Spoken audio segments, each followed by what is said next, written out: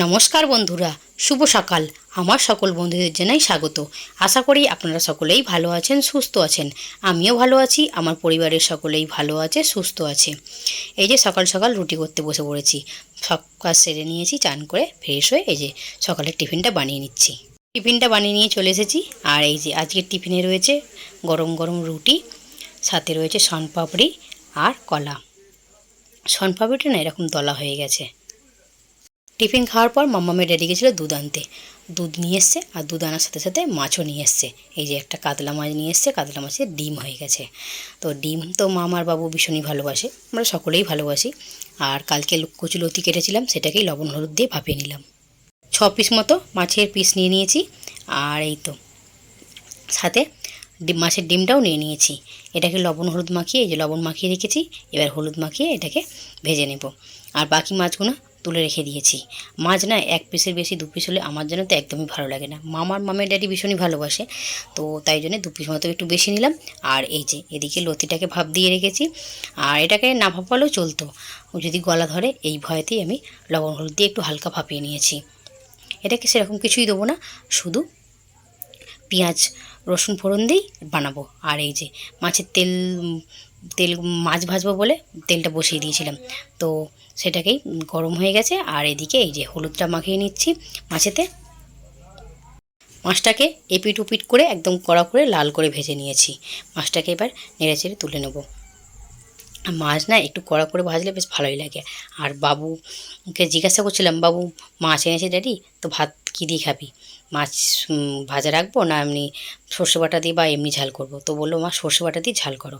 ও না এইসব স্পাইসিভাবে জিনিস করলে খেতে ভালোবাসে।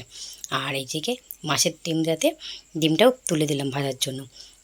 একটু বেশি তেল আছে বলে একটু ছিটকাচ্ছে। ডিমটা ভেজে তুলে নিয়েছি। তুলে নেওয়ার পর ওই তেলের মধ্যেই কালো জিরে আর রসুন ফোড়ন দিলাম।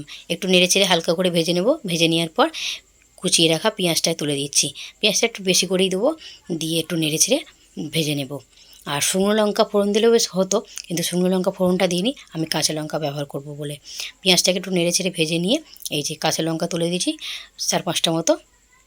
কাঁচা লঙ্কাটা দিয়ে একটু নেড়েচেড়ে নিয়েছি। নেড়েচেড়ে নেওয়ার পর পরিমাণ মতো হলুদ গুঁড়ো আর স্বাদ মতো লবণ দিয়ে একটু নেড়েচেড়ে নিলাম। নেড়েচেড়ে নিয়ে এদিকে ভাপিয়ে রাখা কচুলতিটা দিয়ে দিচ্ছি। এতে কিন্তু আমি লঙ্কা গুঁড়ো দিইনি, কাঁচা লঙ্কাগুলো বেশ ঝাল। আর এইটা একটু ঝাল ঝাল করে ভাজা খেতে বেশ ভালোই লাগে। এই যে কথা বলতে বলতে আমার এদিকে ভাজাটা হয়ে গেছে। একটু লাল লাল করে ভেজে নিয়েছি। আর যেহেতু ভাপ দিয়েছি তাই জন্য একটু হালকা গলে গলে মতো গেছে, একদম নরম ছিল, ভাপ না দিলেও চলতো। কচুলতিটা নামিয়ে নিয়ে ওই কড়াতেই তেল দিয়ে দিয়েছি। তেল দিয়ে তেলটা গরম করে নিয়েছি। গরম করে নিয়ে এই যে লম্বা লম্বা করে কেটে রাখা আলুগুলো তুলে দিচ্ছি। আজকে আলুটা একটু বেশি করেই দিচ্ছি। দুপুরে যা খাওয়া হবে, বাকি যদি সবজি পড়ে থাকে রাত্রে হয়ে যাবে। আর রাত্রে অল্প কিছু বানাবো, তাই জন্যে একটু বেশি করে আলু দিলাম। আলুটাকে একটু নেড়েচেড়ে লাল করে ভেজে নিয়েছি। ভেজে নেওয়ার পর এই যে কুচিয়ে রাখা পেঁয়াজটাকে তুলে দিলাম। পেঁয়াজটাকে দিয়ে ভালো করে নেড়েচেড়ে লাল করে ভেজে নেব। আর এদিকে না আমি একটা মিক্সারের জারেতে পেস্ট বানিয়ে নেব। কাঁচা লঙ্কা, কাজু আর টমেটো নিয়ে নিয়েছি। এটাকে ভালো করে পেস্ট করে নেব। বাড়িতে কাজ হচ্ছে তো, তাই রান্নাঘরটা ভাঙা, বারান্দা বসে রান্না করতে হয়। এই যে বারান্দা বসে রান্না করছিলাম আর পেস্টটা বানাতে গিয়েছিলাম ঘরেতে। তো গ্যাসের জোরটা জোর করা ছিল, তো লো করতে ভুলে গিয়েছিলাম। এদিকে পেঁয়াজটা একটু লাল করে বেশি ভাজা হয়ে গেছে। আর এদিকে কাজু, টমেটো, কাঁচা লঙ্কার পেস্টটা তুলে দিলাম। এতে কিন্তু আমি সর্ষেটা দিইনি, আজকে সর্ষে মানে পাউডার কাটা আছে সেটাই দিয়েই রান্না করব। এদিকে পরিমাণ মতো হলুদ আর পরিমাণ মতো লঙ্কা দিয়ে দিলাম। দিয়ে একটু নেড়েচেড়ে ভেজে নেব। ভেজে নেওয়ার পর এই যে এই পেস্টটা করেছিলাম সেই জার ধোয়া জলটা দিয়ে দিলাম। দিয়ে ভালো করে আবার এটা কষিয়ে নেব।